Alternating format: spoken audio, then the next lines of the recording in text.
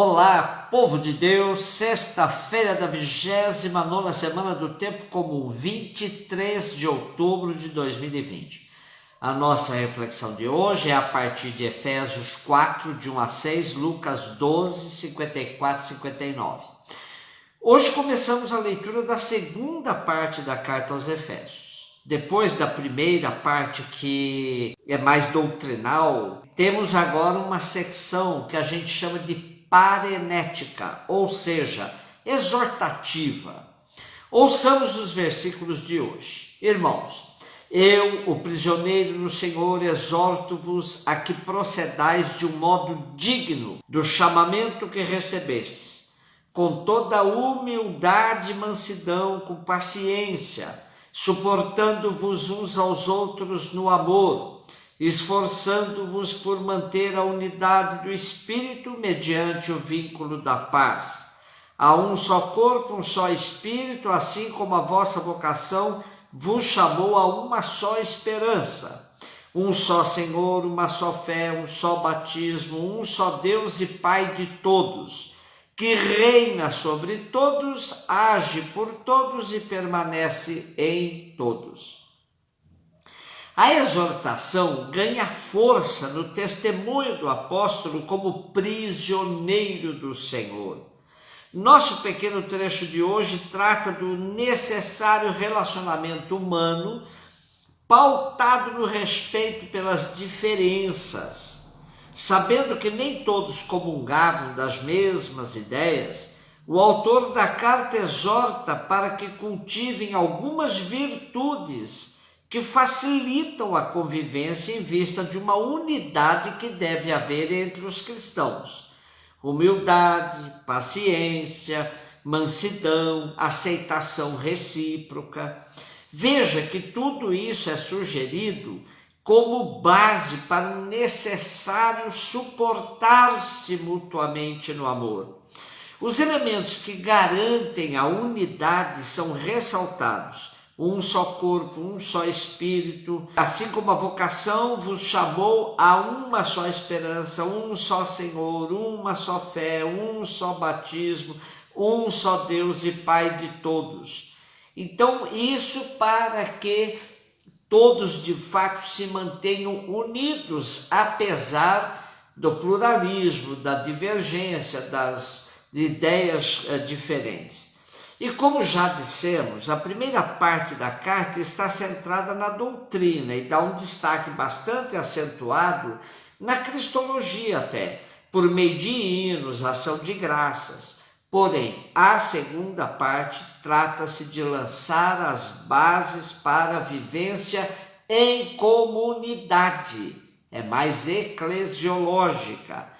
Para isso, cada cristão deve cuidar do aspecto pessoal sem descuidar do comunitário.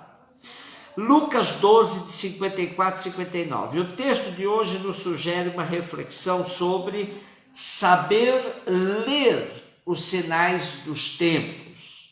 O Concílio Vaticano II já nos alertava sobre a necessidade de uma vigilância permanente para não nos tornarmos cegos nem surdos frente aos mais variados sinais que a sociedade se nos apresenta no nosso dia a dia. Não é à toa que o Vaticano II faz aquilo da volta às fontes, bíblicas, patrísticas, da verdadeira tradição da Igreja. O teólogo Marcus Sassatelli, referindo-se à Constituição Pastoral do Concílio, a Gaudium et Spes número 4, e ao documento de Aparecida, número 33, nos ajuda a entrar nesse campo rico de reflexão sobre o necessário exercício de perscrutar os sinais dos tempos. Diz ele: num tempo difícil como o nosso, sobretudo no Brasil, sejamos cristãos e cristãs uma igreja que a todo tempo escuta os sinais dos tempos. É a nossa missão. Para cumprir sua missão, a igreja a todo momento, repare, a todo momento, deve escutar os sinais dos tempos, ou seja, ouvir a voz de Deus nos acontecimentos e interpretá-los à luz do Evangelho, de tal modo que possa responder de maneira adaptada a cada geração às interrogações eternas sobre os significados da vida presente e futura e de suas relações mútuas. É necessário, por conseguinte, conhecer e entender. Reparem novamente, conhecer e entender o mundo no qual vivemos, suas esperanças, suas aspirações e sua índole frequentemente dramática. Outro aspecto que o texto de hoje nos sugere é a abertura frente aos sinais, para que os entendamos num contexto maior e nunca fechado só em nossas ideologias, pois podemos nos especializar em análises parciais de alguns aspectos, desconsiderando outros de fundamental importância. Por isso, Jesus faz uma crítica genérica à multidão, chamando-a de hipócrita, pois sabem entender os sinais meteorológicos, mas não o momento presente, onde está Jesus atuando. Na segunda parte do nosso texto de hoje, Jesus apresenta uma parábola que alerta sobre o momento de decisão que se aproxima, indicado por esses sinais dos tempos.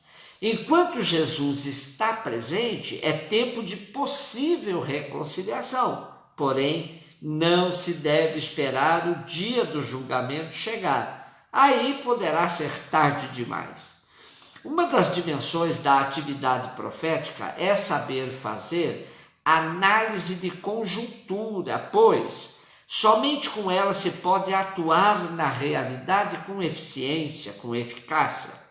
Na América Latina, sobretudo depois do movimento da Ação Católica e mais ainda depois da Conferência de Medellín de 1968, a teologia praticada no continente se serve do método chamado indutivo, mais popularmente conhecido como ver, julgar e agir. Com esse método, a reflexão teológica parte da realidade, da conjuntura social, política, econômica, cultural, religiosa.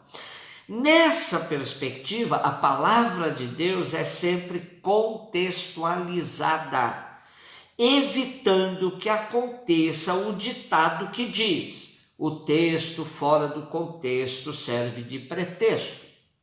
A contextualização é a condição necessária para que a leitura bíblica fuja da praga do fundamentalismo, tão comum nos movimentos neopentecostais católicos e evangélicos de hoje. Negar a realidade quando se faz a leitura da palavra de Deus e no momento de definir as prioridades do projeto evangelizador resulta numa igreja das nuvens, tentando dar respostas às perguntas que o povo não está fazendo. Portanto, a chamada atenção de Jesus para saber discernir os sinais dos tempos é de uma atualidade ímpar. Concluindo nossa reflexão, gostaria de sugerir alguns sinais que desafiam qualquer projeto evangelizador de hoje: a ascensão da mulher, a diversidade na constituição familiar, a deterioração da casa comum, nosso planeta, o desemprego em massa junto ao excesso de emprego informal, a concentração de renda nas mãos de poucos, com o consequente crescimento da desigualdade social, o desenvolvimento tecnológico que não responde de maneira igual a todas as camadas sociais, aumento de pessoas com fome, a violência em seus diversos aspectos e tantos outros sinais. Eu deixo para vocês completarem essa lista de sinais dos tempos que estão exigindo de nós uma resposta convincente, à luz do Evangelho. Um beijo no seu coração.